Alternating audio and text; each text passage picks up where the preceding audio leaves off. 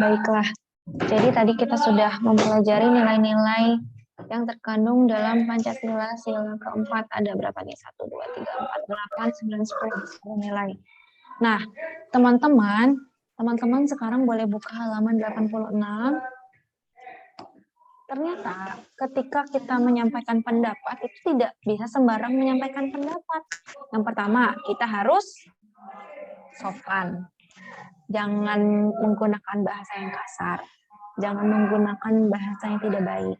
Kemudian perilakunya juga harus sopan. Jangan sambil gebuk-gebuk meja, atau sambil marah, atau sambil berdemo, itu nggak baik. Kemudian yang kedua, tidak memaksakan pendapat kepada orang lain. Kenapa? Karena orang lain bisa tersinggung, dan setiap orang kan biasanya punya pendapat berbeda-beda ya. Kemudian, tidak menyimpang dari pembicaraan atau masalah yang dihadapi. Misalnya, lagi berbicara tentang pemilihan ketua kelas, dia malah ingin memilih sekretaris atau bendahara. Ya, kita selesaikan dulu nih pemilihan ketua kelasnya, baru kita memilih sekretaris dan bendahara. Lalu tidak memotong pembicaraan orang lain. Ketika orang lain menyampaikan pendapatnya, kita tidak boleh memotong. Jadi tunggu dulu sampai dia selesai berpendapat, baru boleh kita sambil tanya, sudah selesai, bolehkah saya berbicara? Nah, baru kita bicara. Kemudian, isi pembicaraan harus mengutamakan kepentingan bersama. Jangan gini, aku memilih Hima aja, soalnya kalau Hima, dia itu bisa melindungi aku, katanya gitu. Yang jadi ketua kelas misalnya. Padahal itu kepentingan dia sendiri yang ingin dilindungi gitu. Padahal teman-teman yang lain memilih yang lain misalnya gitu. Nah, selain itu ketika menerima keputusan udah dipilih nih, ternyata ketua kelasnya adalah Renasya misalnya. Nah, apa yang harus dilakukan teman-temannya? Ternyata tadi yang memilih Hima tidak sesuai kan? Aku kan milihnya Hima bukan Renasya gitu. Lalu apa yang harus dilakukan? Yang pertama, harus bersikap ikhlas dan berjiwa besar. Maksudnya ya rela untuk menerima gitu. Kemudian mendahulukan kepentingan bersama. Lalu menyadari bahwa keputusan bersama adalah sebuah kesepakatan. Jadi kita tidak boleh marah hasil atau dengan keputusan yang dilakukan. Boleh dimatiin dulu suaranya, ada yang nangis siapa ya? Gede banget lagian. Iya, kasihan lagi nangis. Selanjutnya, nah saat melaksanakan keputusan bersama juga, semua pihak, baik itu yang diamanahi, maupun yang memberi keputusan, maupun yang anggota lainnya, semuanya harus ikhlas dan berlapang dada, serta dengan penuh tanggung jawab melaksanakan hasil keputusan tersebut. Yang menjadi ketua kelas melaksanakan tugasnya, yang menjadi wakil ketua kelas melaksanakan tugasnya, yang menjadi anggota kelas lainnya mengikuti arahan atau aturan yang diberikan ketua kelas. Nah, sampai sini ada yang mau bertanya tidak? Atau ada yang mau mengusulkan membuat pemilihan kelas setiap seminggu sekali? Ada yang mau menyampaikan sesuatu? Nggak ada. Nggak ada. Kalau nggak ada, kita lanjutkan ya.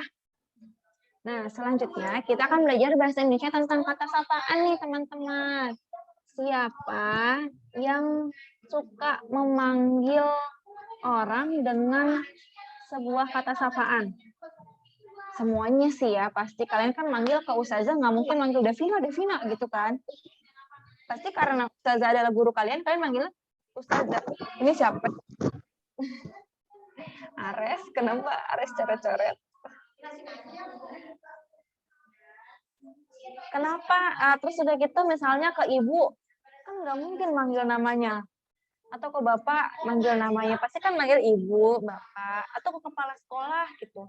Atau ke siapapun deh yang ada di ke supir angkot, nggak mungkin kita manggil namanya kan, pasti kita manggilnya, iya Pak, makasih ya Pak, gitu. Nah, siapa yang suka naik angkot nih, yang suka naik angkot, kalau udah turun dari angkot, pas ngasihin uang, harus bilang, makasih ya Pak, gitu. Biar bapaknya merasa dihargai, supaya kita juga berterima kasih karena sudah diantarkan, gitu ya. Ke tukang ojek juga, misalnya ke abang-abang Grab, setelah turun, makasih ya Pak. Gitu. Ini di halaman 42, teman-teman. Kata sapaan adalah kata yang digunakan untuk menegur sapa orang yang diajak berbicara, orang kedua, atau menggantikan nama orang ketiga. Misalnya ketika kamu mau membicarakan Ustazah nih, misalnya Hiskel sama Akbar lagi ngomong, Akbar, masih ingat nggak kemarin Ustazah bilang apa? Nah, ketika kamu bilang Ustazah, berarti kamu sedang menggunakan kata sapaan. Jadi digunakan untuk menggantikan namanya Ustazah. Kan nggak mungkin Hiskel bilang, Akbar, kamu masih ingat nggak apa yang dibilang sama Devina kemarin? Kan nggak gitu kan? Pasti bilangnya Ustazah. Nah, itu adalah kata sapaan. Nah, dalam menuliskan kata sapaan di buku atau dimanapun atau di sosial media atau pokoknya ketika mau diketik atau ditulis, kata sapaannya menggunakan huruf kapital. Ya, nah apabila ditulis di sebelumnya ada kata, nah gunakan tanda koma. Contohnya ini nih.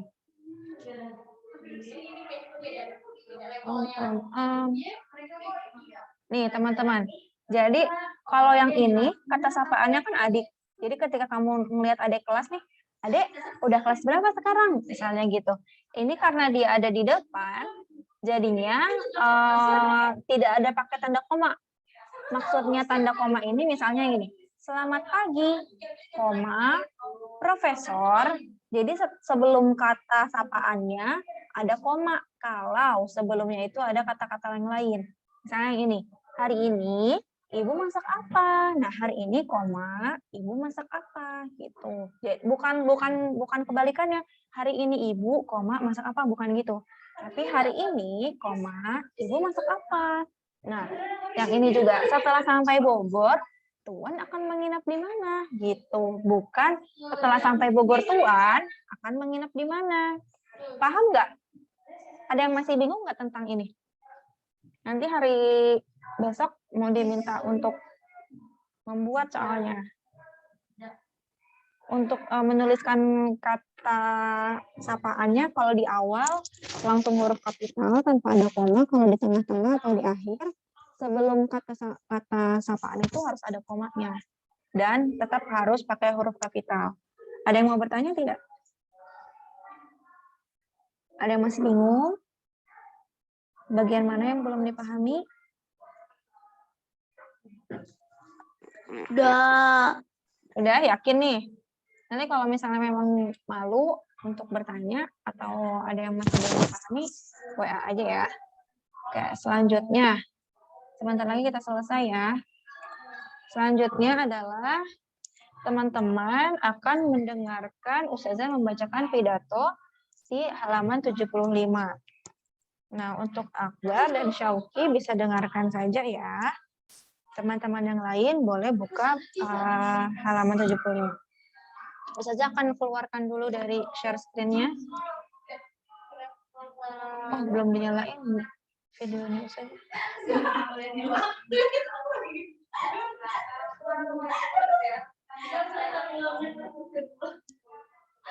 Halo. Oke. Ustazah akan. Nah, kelihatan kan Ustazahnya? Baik. Ustazah akan coba berpidato ya.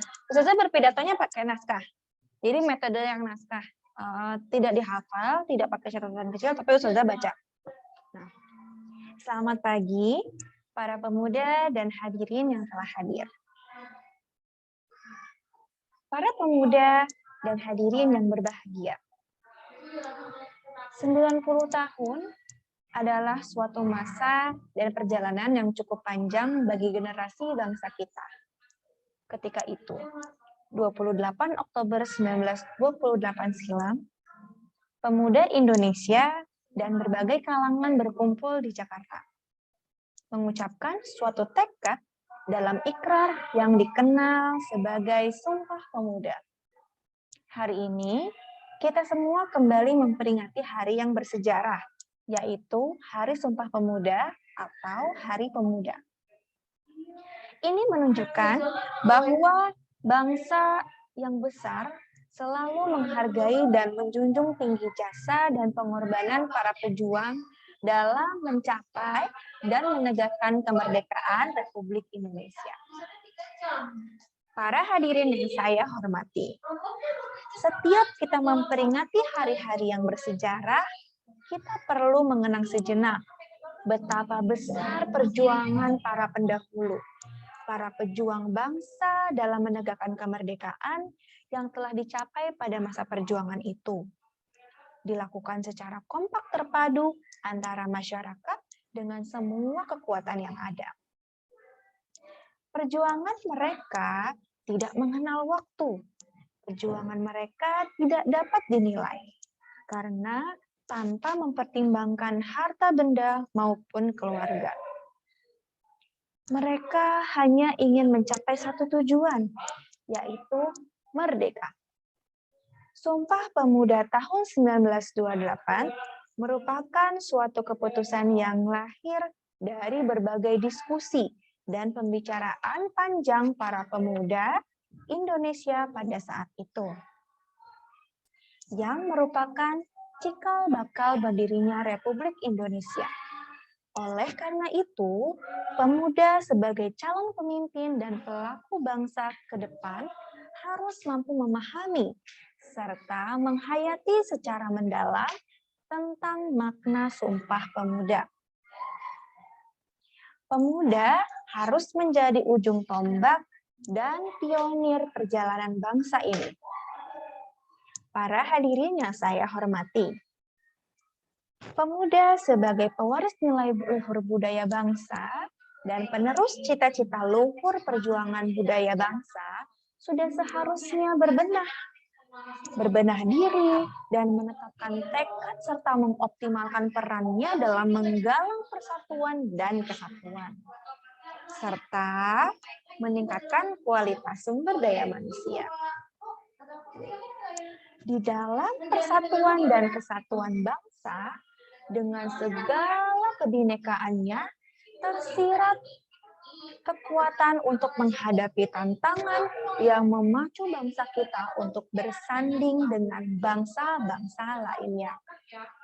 Dengan semangat persatuan dan kesatuan, ini pula berkembang keutuhan dan kebersamaan bangsa Indonesia. Sejalan dengan ini, melalui momentum peringatan Sumpah Pemuda ini, saya mengajak para hadirin yang ada di sini, mari jadikan momentum ini sebagai pemicu semangat kita bersama untuk senantiasa meningkatkan persatuan dan kesatuan bangsa, serta meningkatkan partisipasi dan dukungan terhadap pembangunan yang berpihak pada kepentingan pemuda sebagai generasi penerus bangsa. Agar para pemuda dapat menjadi generasi bangsa yang semakin kuat, bukan generasi bangsa yang lemah baik fisik maupun mentalnya. Dengan partisipasi semua pihak dan ditunjang dengan pandangan para pemuda yang memiliki tujuan masa depan dan kedewasaannya dalam berpikir yang lebih mengutamakan kepentingan masyarakat, bangsa, dan negara. Para pemuda dan hadirin yang saya hormati, demikian pidato yang dapat saya sampaikan. Sekian dan terima kasih. Nah, begitu teman-teman kira-kira cara menyampaikan pidato. Ketika membaca teks, pastikan teman-teman akan fokus dengan teksnya. Jadi yang perlu dipersiapkan, kalian harus baca dulu sebelum melaksanakan pidato. Jadi teksnya dibaca dulu dari awal sampai akhir. Sudah gitu, oh aku harus berhenti di mana. Nah, kalian boleh memberikan tanda-tanda seperti tanda garis 1 itu untuk berhenti sejenak. Garis 2 itu untuk berhenti yang lama. Jadi misalnya mau memenggal katanya di mana, bisa diberikan tanda. Jadi setelah membaca, kalian bisa sambil menengok teks, tapi jangan terlalu berpaku pada teks. Jadi harus lihat juga hadirin ya. Meskipun di Zoom juga sama. Kalian harus lihat dulu, oh di sini kan Ustazah disimak oleh anak-anak kelas 6, berarti juga harus berbicara dengan melihat ke video atau ke kamera supaya anak-anak kelas 6 atau hadirinnya merasa oh pidatonya untuk saya gitu. Nah, di sini teman-teman Ustazah mau tanya, bagian pembukanya yang mana? Paragraf keberapa? Pembukaannya.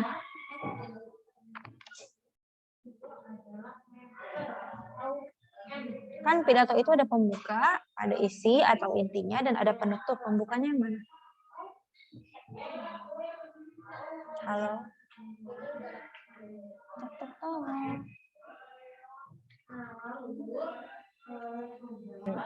Sebentar ya.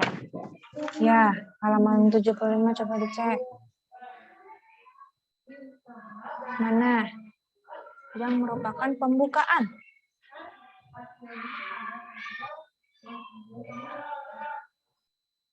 Pembukaan biasanya ada di mana?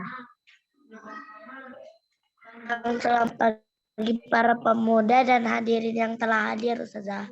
Ya, itu salam pembuka. Nah, dari kata yang itu sampai satu paragraf setelahnya itu masih pembukaan. Sampai yang para pemuda dan hadirin berbahagia 90 tahun adalah suatu masa dan lain-lain itu pembukaan. Kemudian penutupnya yang mana penutupnya? Penutupnya sedikit nih, yang mana nih?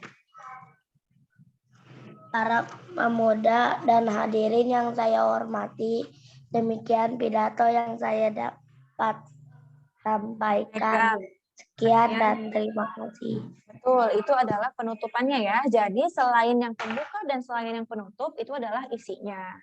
Nah, teman-teman, di sini pidatonya merupakan pidato apa? Apakah pidato persuasif, argumentatif, atau yang lainnya?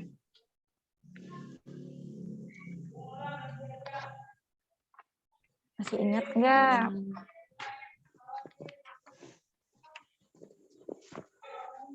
Apakah informatif, rekreatif? Kalau persuasif kan mengajak, argumentatif memberi argumen, informatif memberi informasi, rekreatif itu untuk menghibur. Mana yang merupakan tujuan dari pidato ini? Rekreatif. Untuk menghibur, menurut Zaidan. Ya. Oke, menurut Zaidan untuk menghibur. Ada pendapat yang lain nggak?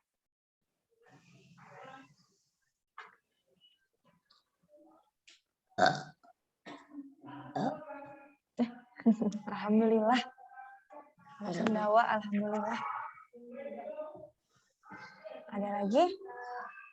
Jadi, terima kasih ya Zaidan tadi sudah menjawab. Nah, teman-teman boleh lihat di paragraf yang di dalam Persatuan Kesatuan Bangsa, sebelum penutup, satu paragraf sebelum penutup, di akhir paragraf itu ada tulisan dengan, bukan yang itu.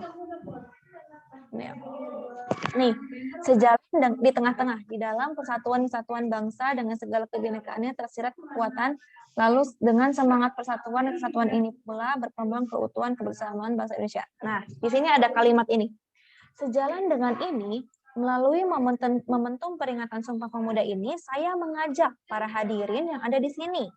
Mari jadikan momentum ini sebagai pemicu semangat kita bersama untuk senantiasa meningkatkan persatuan dan kesatuan bangsa. Kalau itu sifatnya ngapain? Dari kalimat itu.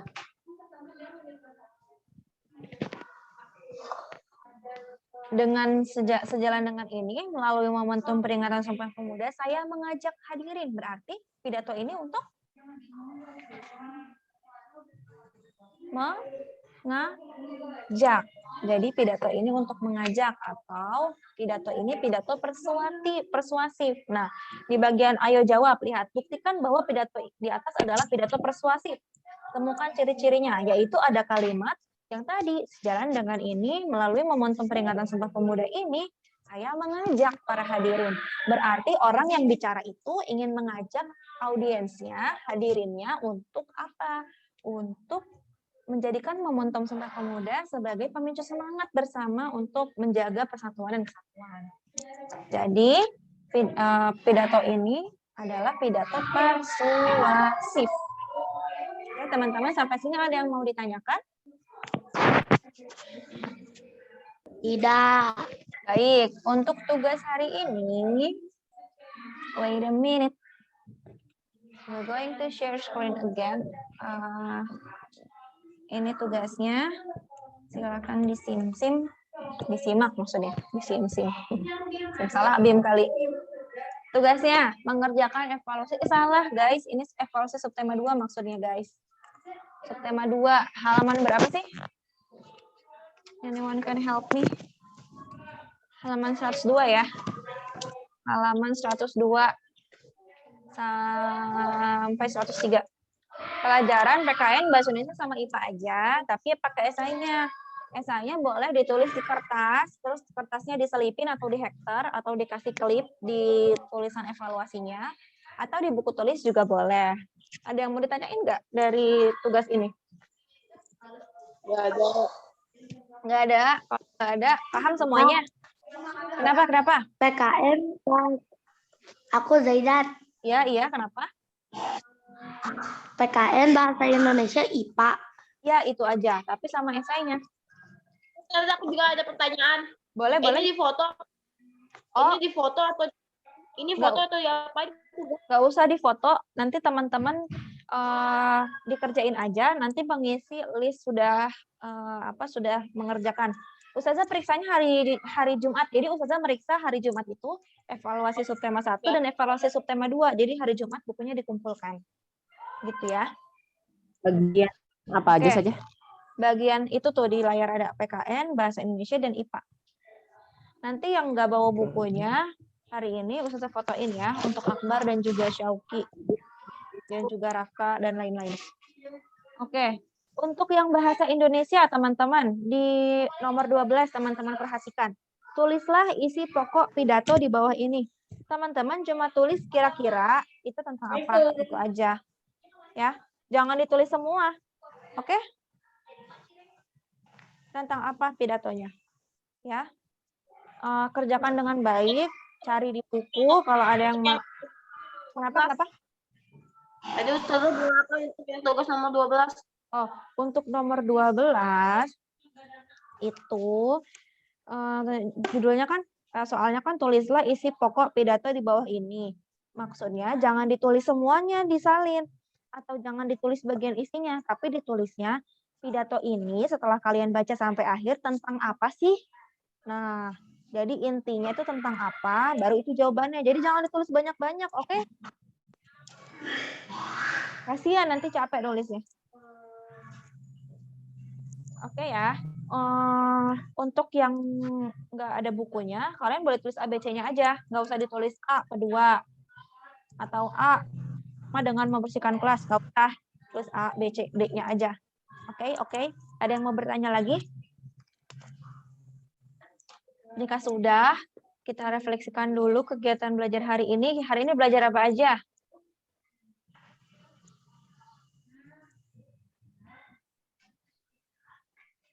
Ayo, hari ini kita sudah belajar apa aja? Mau ditunjuk atau mau ngucapin sendiri?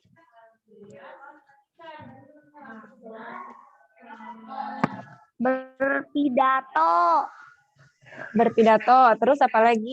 Tadi kita belajar tentang nilai-nilai Pancasila. Sila keberapa? 3, 4, 2. 3, 4, dan 2. Baik. Terima kasih banyak teman-teman. Untuk besok kita akan mempelajari tentang kerjasama ASEAN lagi dan juga tentang tarian. Jadi teman-teman untuk besok ikut Zoom lagi dan semangat terus, sehat selalu, jangan lupa istirahat dan makan yang banyak. Jangan lupa mandi juga. Oke, terima kasih. Ada yang mau disampaikan sebelum ditutup? Tidak. Baik, kalau tidak ada, Ustazah ucapkan terima kasih banyak untuk teman-teman yang sudah hadir. Ustazah sangat bangga kepada teman-teman yang sudah mengikuti kegiatan dengan baik. Pas ada bel, kita tutup. Assalamualaikum warahmatullahi wabarakatuh. Dadah teman-teman.